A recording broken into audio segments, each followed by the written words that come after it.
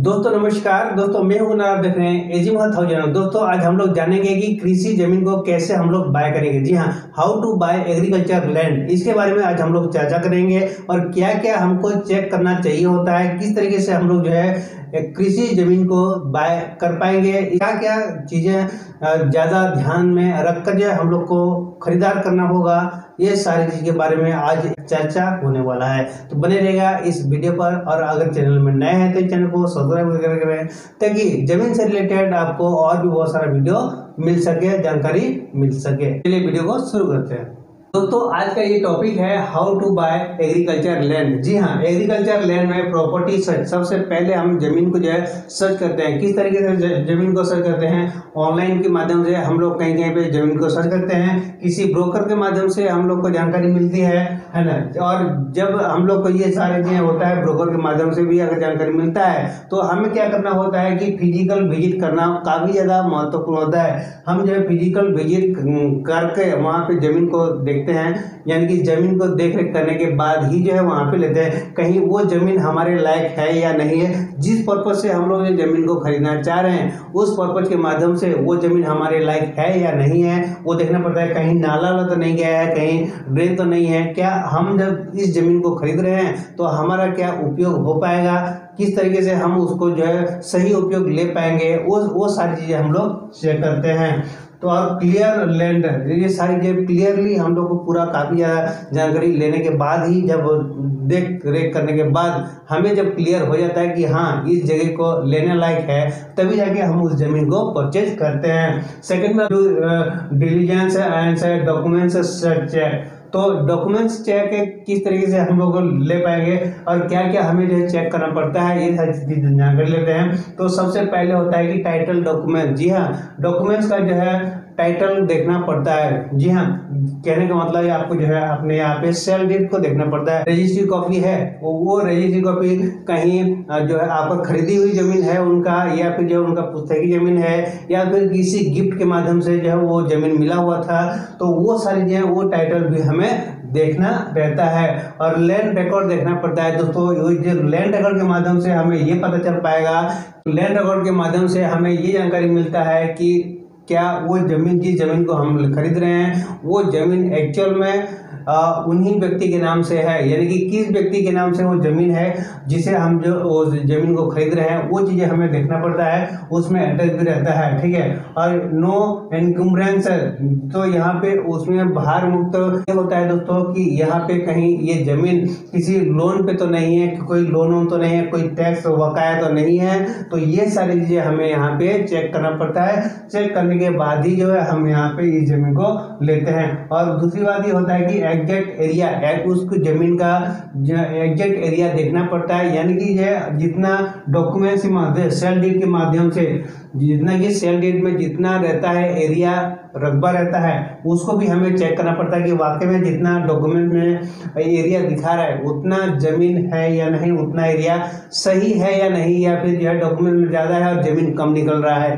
कई बार जो है इस टाइप की भी प्रॉब्लम आती है, तो वो सारी चीजें हमें जो है चेक करना रहता है। और टाइप ऑफ लैंड, किस टाइप का जो है वो जमीन है उसको भी हमें देखना पड़ता है, किस प्रकार की ये जमीन है एग्रीकल्चर लैंड को, ठीक है। तो ये सारी चीजें हमें जो है चेक करना पड़ता है दोस्तों। इसके साथ में दोस्तों वो ये भी चेक करना पड़ता है नेगोशिएशन, यहाँ पे सेल प्राइस, उसका जमीन का रेट वैल्यू, सेल प्राइस क्या रेट होता है, वो चीज भी हम लोग यहाँ पे चेक करने के बाद ही जो है उसको परचेज करते हैं। यानी और दूसरी बात ये होता है कि उसका राइट प्रॉपर्टी वैल्यू, और दूसरी मतलब क्या होता है, जितना रेट उन्होंने बता रहा है सेल प्राइस उसका क्या है और राइट प्रॉपर्टी वैल्यू क्या है उस एरिया का, वो सारी चीजें जांच पड़ताल भी करते हैं। और गवर्नमेंट की रेट गाइडलाइन के अनुसार जो उस जमीन का रेट कितना निकल रहा है और वो व्यक्ति जो है कितना में हमें जो है सौदा दे रहा है, कितना में वो बेच रहा है, और हमें उसमें उतना लाइक में राइट वैल्यू, मतलब हमारे उतना में ये जमीन लेने लायक है या नहीं है,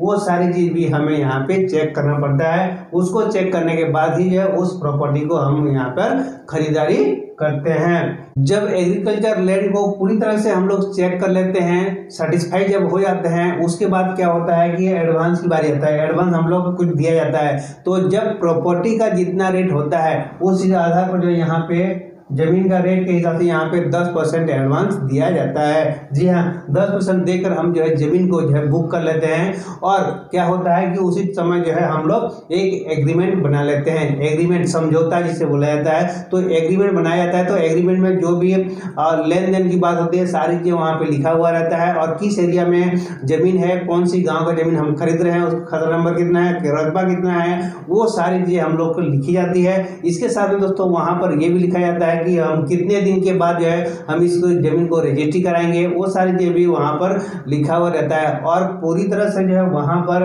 एग्रीमेंट में ये भी जानकारी, जो भी हम लोग का जो बातचीत होता है, जिनसे जो लेन देन की बात होता है, और सारी ये डिटेल जो है एग्रीमेंट के माध्यम से लिखी जाती है। एग्रीमेंट एक प्रूफ के तौर पर जो मानी जाती है, एक बुक हो जाता है, हम लोग जमीन को जो है बुक कर लेते हैं। ठीक है, इसके बाद में दोस्तों क्या होता है कि अब पेमेंट देने के बारी होता है। और भी पेमेंट हमने सिर्फ जो एग्रीमेंट के टाइम में 10% ही दिया है, लेकिन बाकी तो और भी जमीन क्या पेमेंट और भी देना है। तो और बाकी पेमेंट क्या होता है कि पेमेंट 2 से 3 महीने हम लोग और ले सकते हैं। 2 से 3 महीने में जो है हम उसको पूरा जमीन का पेड कर देते हैं। और जमीन का पेड करने के बाद चाहे तो उससे आगे ज़्यादा भी बढ़ा सकते हैं, 3 महीना 4 महीना भी ले सकते हैं। आप लोग के बीच में जो भी डिसीजन होता है उसके ऊपर यहाँ पर डिपेंड पड़ता है। रजिस्ट्री कराने का समय आता है, तो रजिस्ट्री कराने से पहले हमें पूरा जमीन का वैल्यू जो होता है, पूरा जमीन में जितने भी सौदा हुआ रहता है वो सारे हम लोग पैसा जो है पेड करते हैं। पूरा पैसा पेड होने के बाद ही जो है रजिस्ट्री हो पाता है। तो रजिस्ट्री होता है, तो रजिस्ट्री कराने के टाइम में हमें जो वहाँ पे कुछ रजिस्ट्री खर्चे पड़ते हैं। जो रजिस्ट्री खर्चा होता है 4% से लेकर 10% तक का रजिस्ट्री कराने के समय जो है हमारी वहाँ पे खर्चा बैठता है। और लेडीज के लिए जो कुछ 1-8% जो है वहाँ पे 1% करीब जो है वहाँ पे छूट भी रहता है। लेडीज के नाम पे कराते हैं तो आता है उसमें 1% लेडीज लोग के नाम से अगर परचेज करते हैं तो वहाँ पे छूट मिलती है 1%। और इस तरीके से दोस्तों हम लोग जमीन को जो है अच्छी तरह से देख ताक कर जो है सही सलामत पाने के बाद ही जो है आप रजिस्ट्री कराते हैं और उसको परचेज करते हैं। तो दोस्तों इस तरीके से आप लोग जो है कोई भी कृषि जमीन को जो है आप इसी तरह देख ताक करने के बाद ही जो है ये सारी चीज़ें करने के बाद आपको जो है परचेज लेना चाहिए, जमीन खरीदना चाहिए। दोस्तों आज का ये वीडियो आप लोगों को कैसा लगा जरूर कमेंट में बताइएगा। साथ में चैनल में नए हैं तो चैनल को सब्सक्राइब वगैरह करें, ताकि आने वाले टाइम में आप लोग को जमीन से रिलेटेड और भी बहुत सारा वीडियो मिल सके। तो आज के लिए इतना ही। आप सभी को मेरा फिर से तहे दिल से नमस्कार।